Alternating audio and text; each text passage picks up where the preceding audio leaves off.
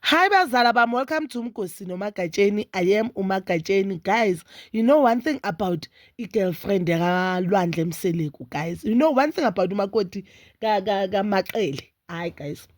Hayi ngiyambona nje akathandi nje siloku silinda guys. I don't know whether usese-girlfriend, but I do know ukuthi umama umntwana, and I know ukuthi ubaba uMseleku once said yena umuntu ozophregisa kakhe labafana bayikhashwa bomnini nabompumela, umuntu ozokuphregisa kuyokosa amshade umama umntwana yakhe. But judging from what we've seen kuMpumela nabo baby mama bayi-3 and boyi-3 akabaloboli musi amahlu velile kubo. That means the two of them, and uVuyokazi vele uphume kaMseleku nje indaba yokulobola ingekho even etafuleni ingakhulunywa nokukhulunywa, because the time uVuyokazi bekakhona bokuthiwa uzoba u-number 2 because uMpumela feels like anyeke azanike idlozi lakhe because umakoti oqala ufila ngathi umakoti wabantu abaphansi, abantu abangasekho emhlabeni, anike idlozi lakhe umakoti ongasilona i-virgin. So umuntu ozomshalobola kokuqala ufuna umuntu oyintombi nto ozocala athintwe uye kuqala, of which we know now ukuthi yonke lento lebo kwamanga i-strategy sakhe so usekhipha uVuyokazi because ushada uAmahle, and uAmahle she's not a virgin,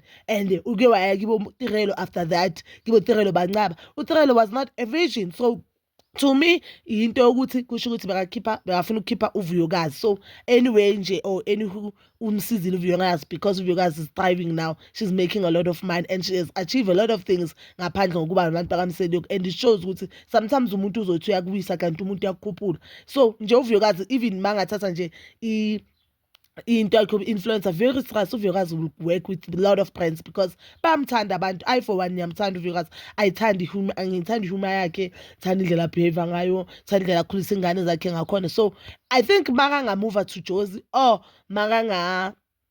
thatha these things serious nje, mhlambe aposte more on Instagram, aposte more on TikTok nje, uzosebenza na lot of brands guys. And uyasho ukuthi ama-brands amaningi am-approach the thing ukuthi use-Cape Town ukude noJozi, and ama-brand amaningi asebenza kuphi Jozi Maboneng. So guys, we are not there today. We are talking about umakoti kaMaqele, which is Ukhwezi. You know Ukhwezi akathandi bazala bami ukuthi siloku silindile manje, silindile kunini manje, silinde ingane zesithembu kunini, akathandi Ukhwezi has revealed igender yomntana yakhe, which is a boy guys. So Ukhwezi has posted a picture on Instagram yakhe abamba ingane isandla somntana yakhe nje, ipicture yesandla somntwana. Mina I thought untombazana, no.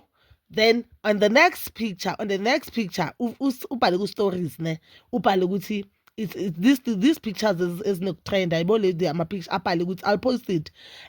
You look so happy, something like you look so happy. Then what's yes, I am a boy mom, or I have a son, something like that. So that shows ukuthi kusho ukuthi Ukhwezi uNkulunkulu umblesse with a baby boy, and I know ukuthi ubaba uMseleku la khona uyagiya, ubaba uMseleku lapha khona ujabulile because we know ukuthi ubaba uMseleku uthi into angayijabulele, not ukuthi akazisani ingane zakhe, into angayijabulele ukuthi kutholakala ingane zabafana. And I know ukuthi ubaba uMseleku abantu abaningi nawo basamthanda, but mina lento yengane zabafana nami somehow I felt like I know we are being wrong, but maybe traditionally so there's nothing wrong because ingane zabafana yizo ezine-power zokuthi ziqhubekise isibongo sakaMseleku, of which ingane zamantombazana they don't have i-power because mina mangizothola ingane yentombazana, ingane yomfana yalapho kubo babayo, ngithi babayo futhi nje mangayenzeli njengengane ingane kaSinya ngithi abayikoleti kibabakhe yalapho kibo babakhe leyo usamkelo.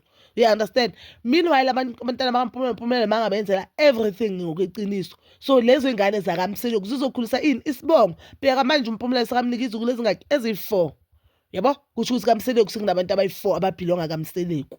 Yayibona ukuthi ingane zabafana ziyasikhulisa isibongo, but ke ingane zabafana ezikhulisa isibongo nje icishe elikhulu yilezi eziziphatha kahle, yilezi ezazi iqiniso, zenzela abingane zazi iqiniso. Ngoba ingane mawungayilobolanga uhlawulenzele whatever bayifunayo kwesiko, that means le ngane asakaMseleku uwela ngengane zakaVuyokazi ifakazenzelanga iqiniso, asiza kaMseleku zakancibeni. So kuyafana nje nokuthi awuyenzanga next. But bazalami, that is all for now. Please don't forget to like, subscribe, share, and hit that notification button. Nginithanda ukuya nokubuya.